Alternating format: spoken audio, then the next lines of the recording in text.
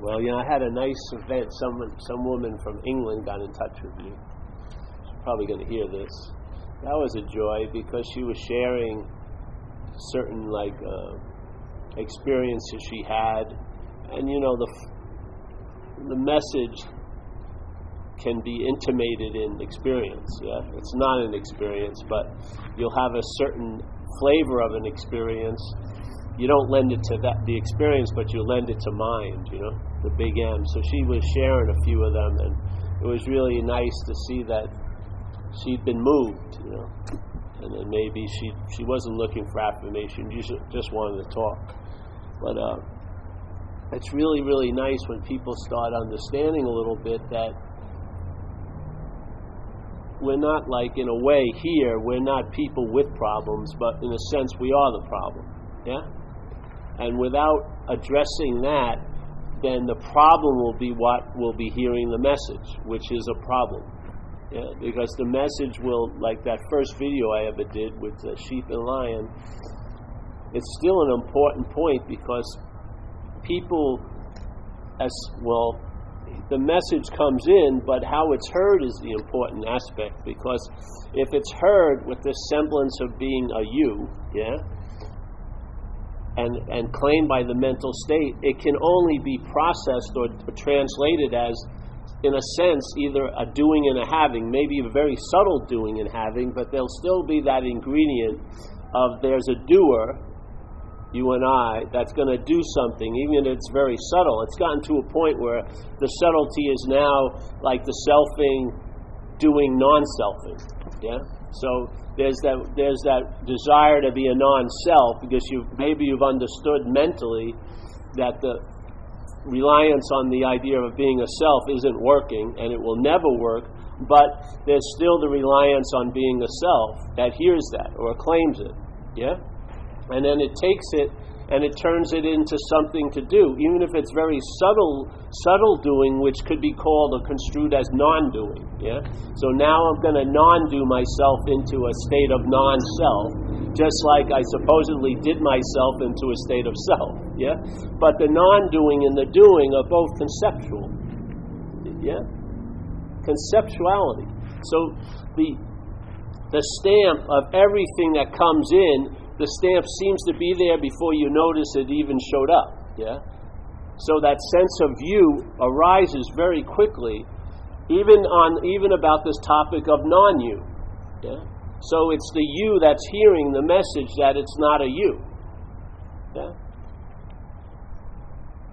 And that's fine, because that's the beginning of something, but the you will regroup and claim it and say, all right, I've got to do something to get into that prior state, that stateless state, which obviously we have all the information. You can't do yourself into it. You can't have yourself into a state of being. There's just a recognition of what you're taking yourself to be or where you're taking yourself to be from, which is a mental state. If you tell the truth about that, the mental state's influence over this event will diminish and the being will become obvious. Yeah? You'll get a flavor now that you'll recognize, and sort of it's like the idea of gravity and anti-gravity, that effect of gravity on the body is pretty much all the time, and so because it's all the time, you don't know it. You don't see it. So when you climb up a hill, you blame the hill. You don't realize it's gravity that's producing the effect of getting exhausted and stuff like that. And so you blame Mount Tamalpais, but it's not Mount Tamalpais, it's just you're going up, yeah? And the gravity has this thing of pushing you down. So that sense of gravity is never really acknowledged until there's the experience of its absence. Yeah, so you go into an anti-gravity chamber, and as soon it doesn't take you. It doesn't start like an 8-month course of study and learning. You now know the effects of gravity by its absence. Yeah. So the only way you're going to know the effects of selfing is by its absence. And what does its absence imply? That the mind isn't taking itself to be that, yeah? So when you see that selfing or the idea of a self is inherently absent, that's when you really know it. Yeah? You know it by its absence. But we're trying to know its absence from it. Yeah? Many of us are trying to know the absence of self from self. But the only way you really get the realization of what self is or isn't is by its absence. When you entertain you're not that, then you know what all of that seems to be. And all of it is just a lot of claiming of a lot of processes of what we call living here as a body, and the mental state claims them and sort of construes them as something that is attributed to you or you're doing. Yeah? And so in that sense, as soon as that, which takes itself to be a self, hears about a non-self, it hears it as a self. Yeah? So it already makes the message of nothing something very quickly, and usually way quicker than when it dawns on you. Yeah? You arise before it dawns on you. That's the dilemma. The sense of you, the sense of a self arises before it dawns on you. And then when it dawns on you, you take it to be you. Yeah? The mind is missing it. It gets in place, and then the mind starts, and it says, I'm starting from here. But it's a false start, you see. It was a false start. The engine's never been off. The engine was prior to you suddenly arising, and you having a life, and you doing and this and that. You've been on the whole time. But that's forgotten by being very attentive to what's arising. And what's arising is the sense of being a self. And then it says, its story is that it's a historical figure that was here prior to everything else. So even when you're not seeing, you feel like you were there. Even when you're not hearing, you think you were there before the hearing. Yeah? It's all made up. Conscious contact is what's happening here. The conscious contact is producing an experience, and in the midst of that experience, a mental process arises, claims to be the one who's in contact, and therefore, for that to continue, what has to be forgotten is the conscious contact. Yeah? Which you weren't forgetting when you were supposedly a baby, or when the mind was in that development, because there was no sense of a self. So all there was seeing, hearing, farting, burping, shitting, this and that, yeah? No story about it. No yesterday did I shit like I did today, or I hope I don't shit like I just did tomorrow. None of that was there. None of it was available. Those fields were totally imaginary, which they still are, and there was no way you could graze in them. Yeah? But as soon as the sense of being a you arises, then you are dictated and defined by yesterday and tomorrow. Unbelievably so. And then you want to struggle against those imaginary chains. Yeah? You want to try to get into the moment, but you're missing the biggest point, that you can't be out of a moment. Yeah? It's so subtle, but it's so profound, because if you keep trying to escape an imaginary place, that imaginary place will seem as real can be to you. Yeah? If you keep thinking, I can't wait to get out of here, can't wait to get out of here, can't wait to get out of here, and that here isn't real, your drive of I can't wait to get out of here is going to lend it reality. Because knowing or not knowing, you and I are the reality. Yeah? You and I are the reality. Things are the way they are because you are seemingly constructed the way you are. They cannot be the way they are without you as the way you are, because you are giving them the meaning. Them, all these things and people aren't giving you a meaning. You're giving them a meaning. Yeah? Things are the way they are because you're the way you seem to be. And the funny thing is, how we seem to be is based on so many different variables. We seem to be different quite a lot, and it's a real strain for the mental state to keep up this continual story of I was here, this was Paul, it sure doesn't look like you now. Oh, that was me. And then there's me playing Little League, and there's me having my first drink, there's me at my first arrest, there's me at my 8th arrest, there's me, it's all made up. It's all freaking made up. The connection is so tenuous. It doesn't even need to be broken. You're trying to break it is what's causing it to seem real, because you're the reality. Just like they said where they do those famous light experiments, and so one group of scientists is given a big amount of money to research light as a particle. So guess what? Light, it's like they appear as the piper plays. So the light now appears as a particle. Then there's another group. All right, we're going to study light, and we believe it's a wave. And there it is. It becomes a wave.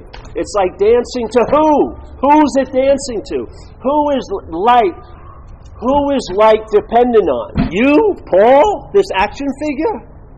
Or what we are? Which one? It obviously can't be this, because, hey, I don't want you to burn me today. It's burning me like crazy if I'm sitting in the sun. Yeah? Yes? But on the mind level, the mind is giving the meaning to light. So you would have to say, if the mind is giving meaning to life, or actually brings up light into reality, then guess what? We must be the reality. If we're bringing things up into seeming reality, what's bringing them up? Yeah. It says it in physics. The biggest influence of every is urban. Z was talking about the more research, and there'll be more research, because they're going to ultimately find that there's no one and nothing going on here. Yeah? But they'll still go home thinking there is something. Because the knowledge won't fucking do anything unless it does, yeah? Because it's going to be the mind. The mind can study itself as a topic and never be itself in all that study. Never. Yeah? So it's just a matter of time that's going to lead to the possibility that Buddha broke about 2,600 years ago. It's going to dawn on them that, as a mental understanding, he was correct. See, but he didn't care about being correct. He was living the clarity. Yeah? He didn't have it as a topic or a bit of knowledge. He was the living knowledge of it. Man, everyone else is holding the mental bag, and then he's just living free as a bird, free and easy. Yeah?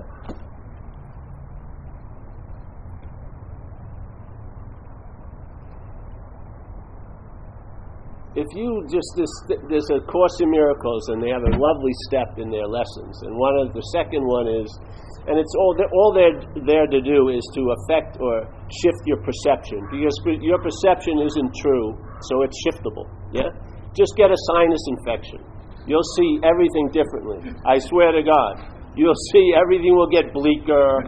Everything will be like the end of the world. I mean, seriously, your perceptions aren't like rock solid timber, They're very, very based on what your seeming conditions are as what you're taking yourself to be. Yeah? You're taking yourself to be the body. A sinus infection can make a huge depression arise in about 5 minutes. Yeah? Anger comes up. You can't tolerate anyone because your head's caving in on itself. Yeah? It didn't matter if you have 40 years of spiritual practice or 5 years, it's going to override it like that. Yeah. So here, you and I give everything the meaning it has. What flavor does that give you when you follow that back? That you and I, it's not you and I as this, we're facilitating, but you and I as what we are is giving everything all the meaning it has. That's a pretty big position, don't you think? That you're giving everything all the meaning it has. So if I'm giving things a meaning they have, and that's the only meaning they actually have, are any of those things actually real? If I'm giving everything the meaning it has, and the only way I can do that is it has no meaning, yeah? So everything is given a meaning, and then that meaning is reflected back. It's almost like a surface, like a mirror surface. You look at it, and then a meaning comes back that you threw at it. Yeah.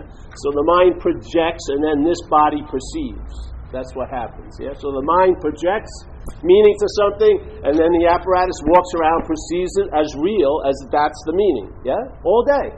And yet you have these swings where, in some people's story, it's so extreme that the worst thing that ever happened to them, and they've had built an altar to it, and they've worshipped at that altar, and all their excuses for their whole life is based on that one event happening, and I wouldn't be where I am, which you're not anyway. I wouldn't be where I am if that hadn't happened. Then suddenly they go into something and their mind shifts a little bit, just a little tiny bit, very, very tiny bit, yeah? It shifts, and now the worst thing that ever happened, that you worshiped that for years, is now the best thing that happened. Doesn't that produce a flavor in you to see what's going on? How could something be the worst thing and then not be the worst thing and actually go so far as to be the best thing? You know, how could it be if it had any reality in and of itself? If it was really the worst thing, then it would still be the worst thing. I may have gotten over it. I may have, fit myself around it. I may have overcome it, but it wouldn't be called the best thing that ever happened. It would still be the worst thing, yeah? But I would have dealt with it, let's say. But here it's saying the worst thing, suddenly, for no apparent reason, other than your engagement with it, the worst thing suddenly appears to be the best thing. How did that happen? Well, here's this, worst thing, here's this, best thing. And all the degrees in between. Buddhism says everything is inherently empty, Empty of what? Of a reality. Yeah. It's real, it's the reality, but not as a thing. As a thing, it's unreal, and in recognizing that, that's the reality. So exactly applied to this is unreal as a thing, but it's truly real, it's truly reality, but not as a thing. When you see you're not a thing, what you get a sense of is being the reality. Yeah? Not the reality, just what you would call reality. You would get a sense, to me the sense is more like an incessant verb of seeing that has no partition where it began, where it built up speed, where it started to coast, where it started to accelerate. None of that, just seeing, on this, allowing whatever arises to arise, and then catching whatever departs when it departs. Yeah? So nothing leaves its realm, nothing can transcend it, because it's giving it all the meaning it has. And basically you're dealing with one, not even one thing, because there's no thing called two, but you're dealing with mind, and mind's the only reality. And mind is dreaming here what we call reality. Yeah? In this reality, which is made up, things are the dominant thing because we take ourselves to be a thing. Just like there's a book they once had, it was funny, they were watching, how we call ourselves the crown of creation. Let's say if you were a jellyfish, when you finally arose up, you would say you were the crown of creation. Because why? Because you're the jellyfish. There can't be anything better than this coming. So the mental state assumes it's the crown of creation, and there's no angels heralding that statement, is there? There's no giant block of light that's amplifying. Yes, no. It's all humans telling other humans we're the crown of creation.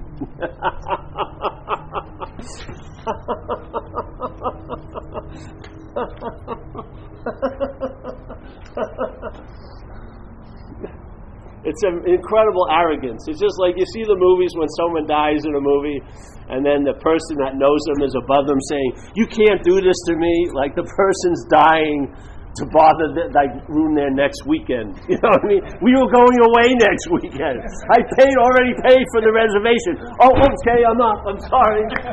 You know what I mean? No, the arrogance of self-centeredness is unbelievable. It's just constantly reasserting itself. We're so in it, we don't even notice it. Yeah? We don't even notice how drenched we are in self-centeredness. Really, it's amazing. You go to another country. I remember I went to Nepal, and I climbed up this big place, and I saw this. I went to a Tibetan monastery, And there was a lama there, the head lama. And so his attendants, I said, can I see the lama, And they said, okay. And they brought me in his room, and I think he was just rolling out of bed, Had his little tea thing there. And I say, he says, what do you want? I said, I want to talk to you about. And he just looked at me, he says, you people think too fucking much. Just when you get up, make some tea, do this, do that. I mean, we don't have a word for self in Tibetan. There's no word for being a someone in Tibetan, in the language. I was like, but let me no, I don't want to hear a fucking thing you say. And then there I went. Not one of those memorable moments on my spiritual journey. I thought I'd be welcomed. Oh yes, you're a lama in the past. Yes, you should stay here. We need you. Oh, thank you. Okay, no, get out of here. You think too much.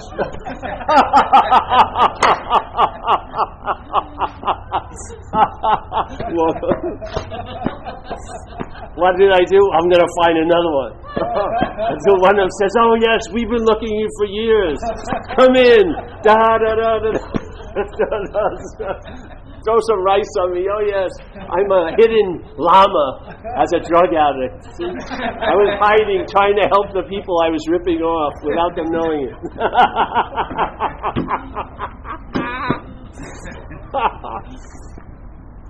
So, if something has no meaning, yet it seems to have a huge meaning to you, what is the role of that you it's having a huge meaning to? Not that I'm asking you a question, I'm throwing it out there.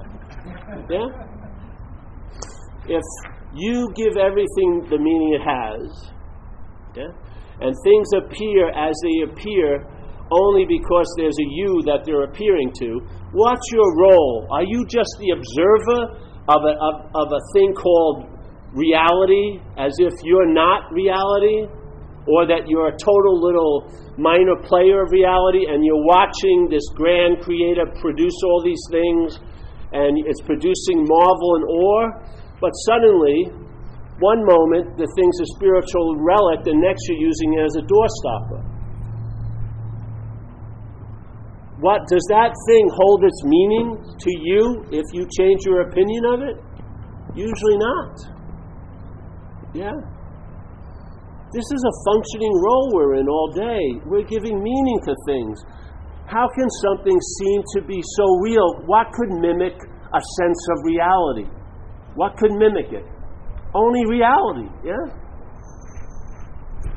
So I, not as Paul or John or Chris, but the I must be the only reality there is because it's lending its reality to tons of things here, yeah?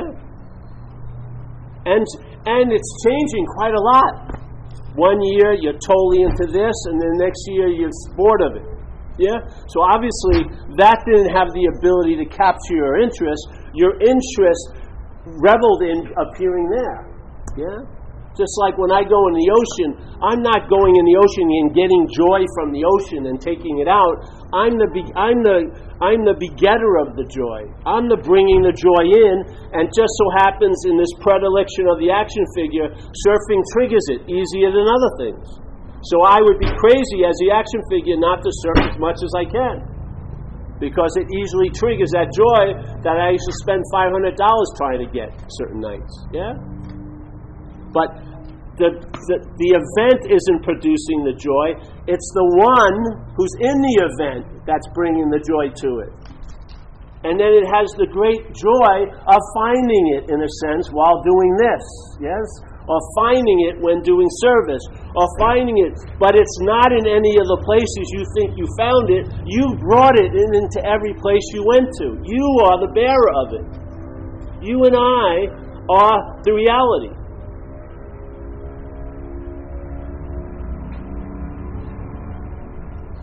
If a thought has so much power, and every one of us had the same thought right now, the power it could affect would be based on the thinker's condition, not the thought, yes?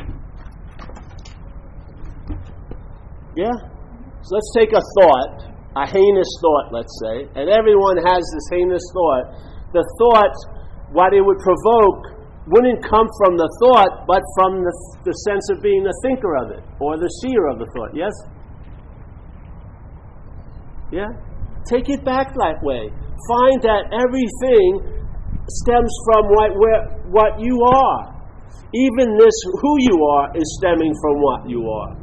This body has been given a meaning that's different than the meaning that body. In this mind that's actively dreaming in this event now, it's given these bodies the meaning of you, an object, and this body the meaning of me, a you that's injected with the attributes of I, of spirit, of awareness. Yeah? I am so special that I cannot find another me here. No matter how many yous I go to, I'm never going to finally say, hey, you're me, you know? And in a way, we're all on the same little dreaming track. That you see this me as a you, and you're never not going to see it as a you. Maybe it'll be fuck you, or beloved you, or whatever. It could be tons of different meanings, but it's going to be a you, yeah? And same. Yet, there's only the I. There's only the I. The mental process, in a sense, from below arises, claims the I, brings it into this state of thinking it's a body, or starting there, and now it uses the attributes of the I and calls it me. I'm the one who's conscious, and I can work on becoming more conscious. That's the dilemma. Yeah. Then we start looking and searching for what we are as what we are, but we're taking ourselves to be a certain me. And it's a failed journey. If you're really looking for peace, stop fucking looking. And then you realize you can't, then take it to this method. Am I that you that can't stop looking? You're not. Now you're not beholden to the looking. That's the seeing. You finally are freed from the identification as a looker, and what happens? You now see blue is blue and red is red, and then you see all the activity of the mental state that's producing a sense of being a you, as a me. Yeah? You see it. And in the seeing of it, that's the living freedom from it. You see it. You see it, and all it can do is point. This is all it does. It infers. If you listen to your thought system, it infers that there's a you. It implies that there's a you. It assumes that there's a you. It insinuates that there's a you. And that you is in time. That you has these attributes. It's what's seeing. It's what's hearing. It's what's feeling. And it's also the doer of every action that's issuing out of the body. It now becomes the doer, the thinker, the feeler, the haver, and now you're saddled with that fucking responsibility, and we're trying to throw off all the guilt that things we shouldn't have done produce when you think you're the doer. We're getting totally necktied by all the pride of all the good things we've done that we thought we were doing, and so on and so forth, and we're suffocating in this claustrophobic mental state, stretched out in time.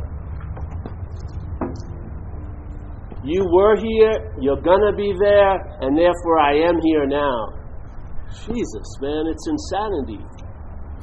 There is a solution. The solution is there is not a problem. The problem finds its relevance when reality takes it to be true. You are the reality. Yeah? If you take false evidence to be true, it will appear real. Yeah? Maybe not to everyone else, but it will appear real to you as the me. Yeah? It will not appear real to the I. It never has, never will, but it will appear real through the you to the me. Yeah? Your perceptions will support the lie, the falseness of it, making it seem real, and you'll guarantee it is by the me, and now you live under that yoke. Instead of the freedom of this moment, you're enslaved in this moment by yesterday and tomorrow. Aren't you? How much is this Saturday dependent or based on last Saturday or next Saturday? You know? How much is this Saturday just another ticker tape for your mental accountant to see if you accrued enough value to be somewhat okay to have that second smoothie today, or, you know, or watch that movie with a thing of Haagen-Dazs. Somehow you're jumping through or over some hoop or some bar, and they're always very whimsical. It changes the heights, and you never win anyway. You always just get invited to the next race. Well, try again. Try again tomorrow. So let's see how you do tomorrow. Yeah. The freedom isn't out there. It's not a thing. It's not an experience. See, if you're an experience junkie, most experience junkies that come here only last a few weeks because they leave, because they're not getting anything. They want to have an experience, and this has nothing to do with an experience, and yet, therefore, it has all to do with every experience. Yeah? It has nothing to do with experience. That's why it can have an influence on every experience. Yeah?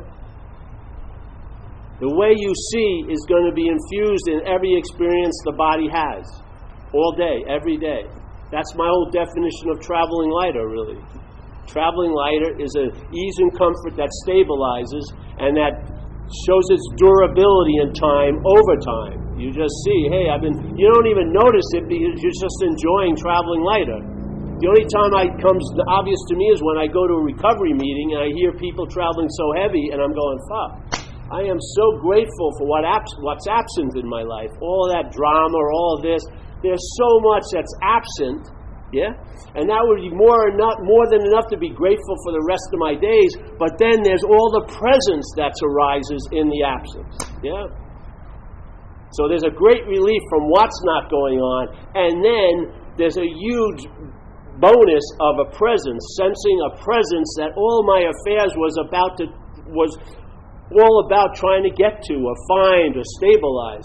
Now it's like so free, there's no vigilance needed, nothing. Nothing. You are that. Now if you try it as a process, it won't work. Yeah? If you really need something and you try to starve yourself with nothing, it won't work. Your mind will make it something. Entertain the ideas, let it negate the wiring up there, and maybe there'll be some clear and clean firing, and you'll start seeing blue and red is red. You won't be fighting yesterday or tomorrow because you won't even be invested in any of it.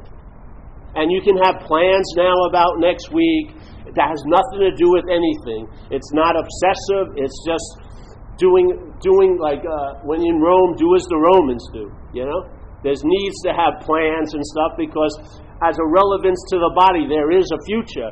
But you don't have to be psychologically harvesting all this worry and anxiety around what's going to happen to you. Because you don't have a freaking clue, do you? When I totaled the car, a second before, I didn't have a premonition, I'm going to total the car. The car just got totaled, yeah? Like that, in like a split second. You know what I mean? Was I planning that? No. It wasn't like, all right, here's my list. Avoid a full-on, crash, totaling the car. No. It was just an assumption. I hoped nothing would happen, but things happen, yeah? How much? And what do they sort of tell you? This little you that's trying to control has no power. The I has all the power there is, and it's up to it if it wants to change anything or not. It may be using what you call a bad situation to provoke a very, very, very positive situation in your life. Hey, I have no idea. But after a while you'll relinquish the managerialness of this life, and you'll see what a relief that is, and that things work out in such a beautiful way. Yeah? Like it's stated in the Course in Miracles. You and I are the dreamer of the dream. Yeah, and what we're gonna do is dream ourselves out of the dream. This is it. Yeah? And as we're dreaming ourselves out of the dream, guess what? The dream's gonna get happier. Yeah. Now I thought happier meant I have all this and that, but happier is really about how light you're traveling, tell you the truth, to me. That's the contentment. There's nothing like being rooted in today when it's the only day you seem to be in. Yeah? And it's really a joy when there's no effort involved in that, where you're not working hard to get into the moment. You just realize you can never be out of a moment. Yeah? So there's nothing you need to do to get into what you can't be out of. And there's nothing you need to do to get out of what you can't be in.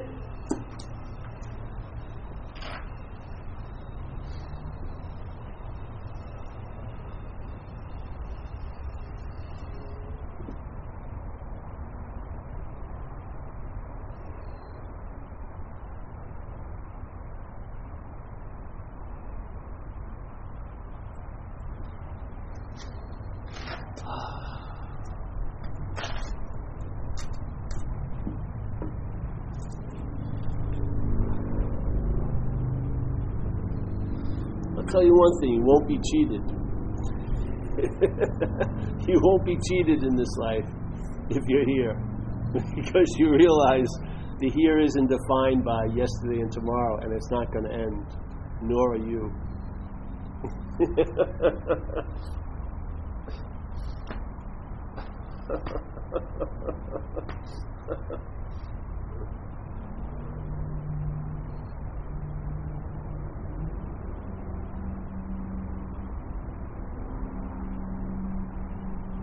Any questions today?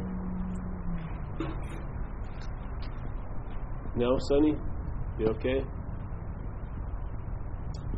It's the beautiful news, you see. You don't have to be okay, and you can still be okay. Yeah? Really. Because it's very difficult to have this okay. Haven't you noticed? I mean, isn't what this represented really an attempt to sort of stabilize variable conditions like emotional states, physical states, financial, circumstantial states, mental states, yeah, energetic. We don't even see half of them, energetic states, all these things, and the sense of self, taking itself to be the organization of all these conglomerates, believes that I'll be fine if this is this way, this is this way, and it's sort of like, have you ever noticed how difficult it is? You can have them all line up maybe for 1 minute, like 9:02, but then it's followed by 9:03 and 9:04, and by 11 it's it's gone way south, yeah? It's so difficult to sort of keep it. It's like trying to juggle on the back of a bucking bronco. You're never going to get it, yeah? And that's how selfing sees you as. It sees you as the effect or the condition of all these other conditions, yeah? So if I have enough money, I have this, my emotions are pretty good, I have this, my mind, well, I'm on, Xanax or something else.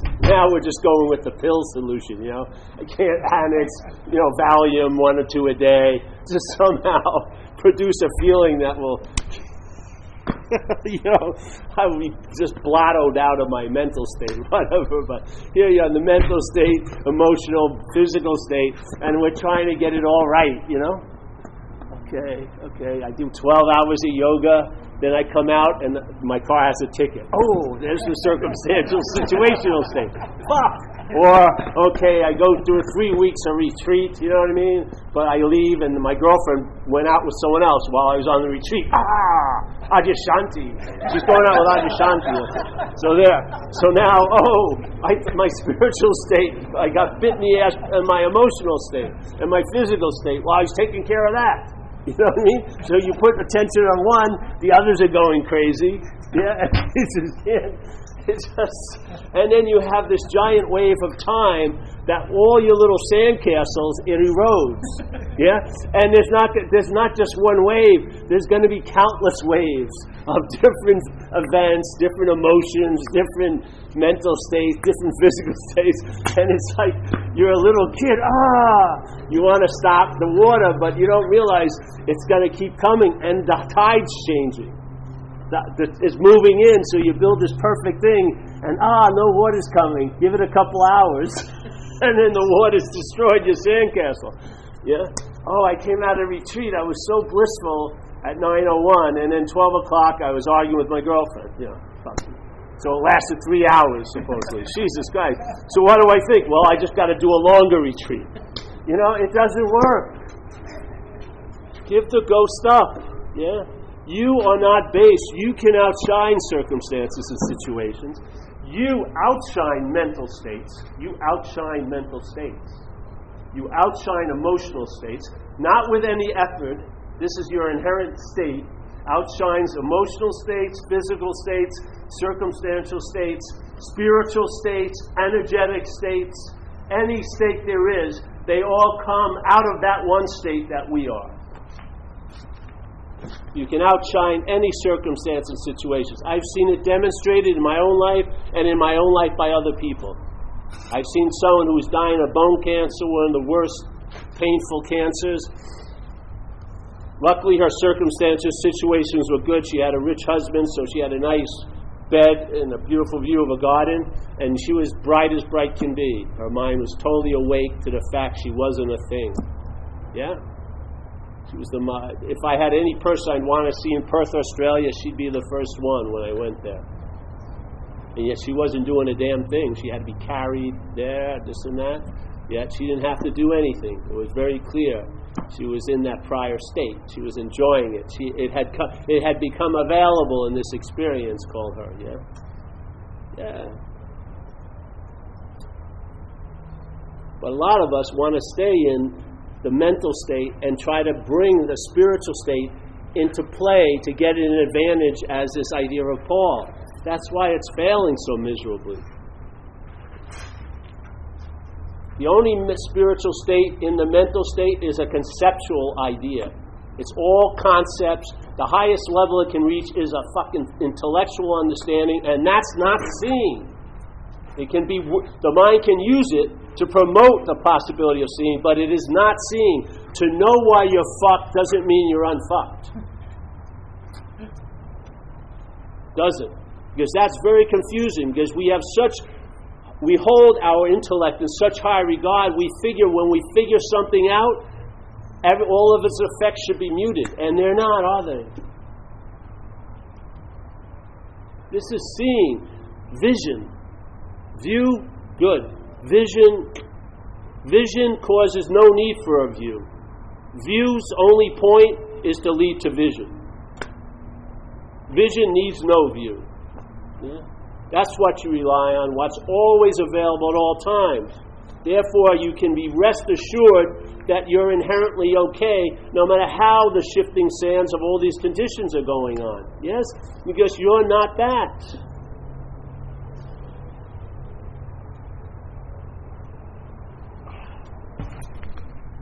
That's it, eh? Any questions?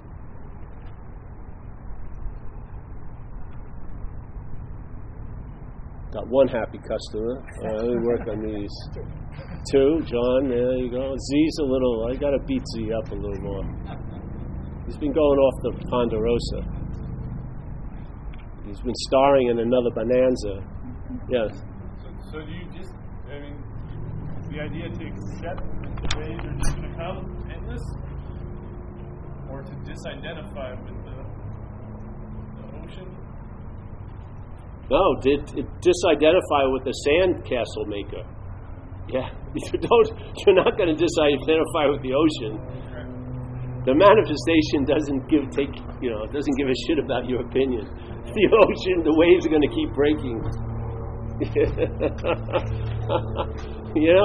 What happened if you've been trying to calm the mental state, the waves of the mental state, and then you're near the point of death, and the mental state's final coup de grace is to run this thought by you just before your last breath. You really blew it. There's going to be an impression of agitation left behind on that one.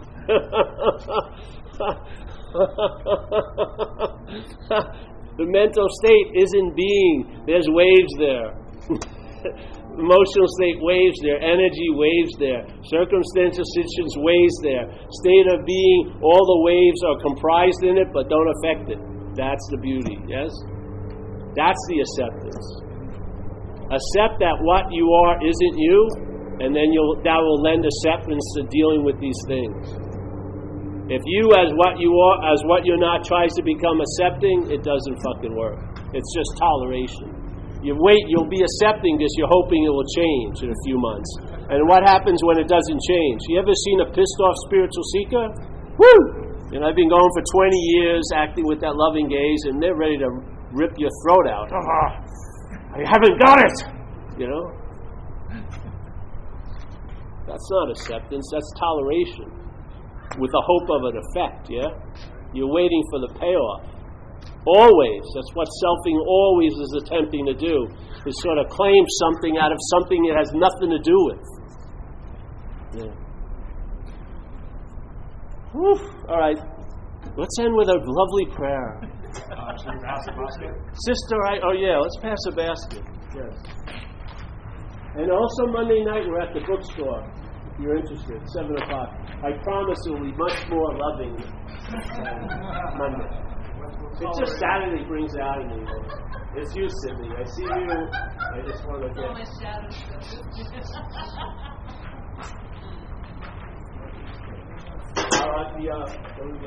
Chris has got to come. Oh, we got to pass the basket. Yeah. See, they were trying to get out of your fast. The Open Secret Bookstore in San Rafael, 7 o'clock. It's like the mecca of spiritual seeking. Thousands of books. Thousands of books. Will there be room for it? I have a feeling that I don't think my popularity is skyrocketing. I think you're trending up. I'm trending up.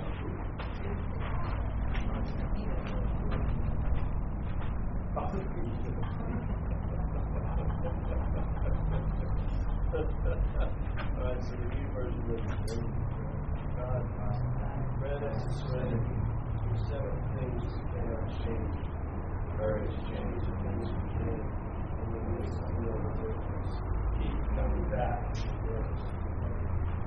So the beautiful statement, accept the things you cannot change. You cannot change your exactly what you are. That's what happens when you realize what you're not. There's an acceptance of what you are without knowing it or experiencing it, and serenity arises. If you are the bearer of peace, you're not the finder of it. You are the source of peace and serenity. When the mind gets chilled out from some fucking occupation like selfing, then serenity arises, and then you know serenity on the word peace, because you are the comprehender of peace and the knower of serenity, which is mind. All right. Good to see you.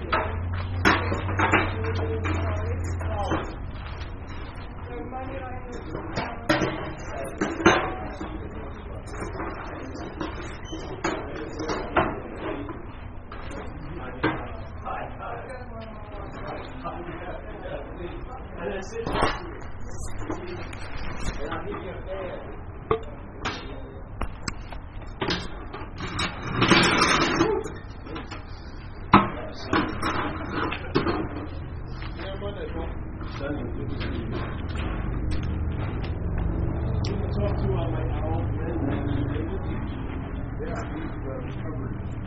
How is he?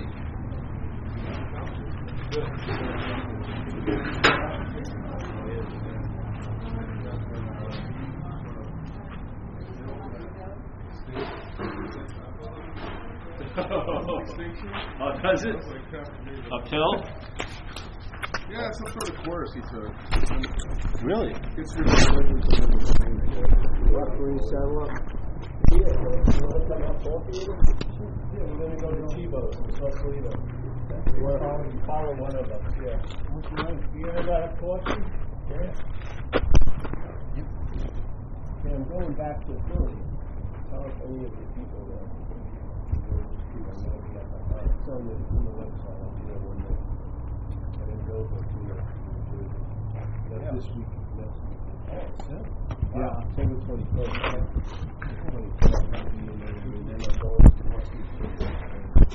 Yeah. Not next week. We'll be here next week.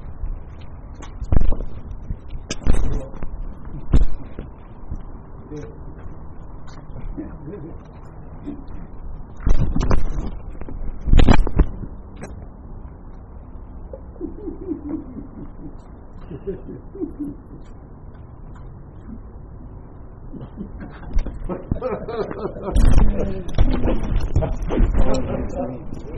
actually, I'm going to let you follow. Yeah, all right, you can follow it. It's going to take a little bit. I got to close up.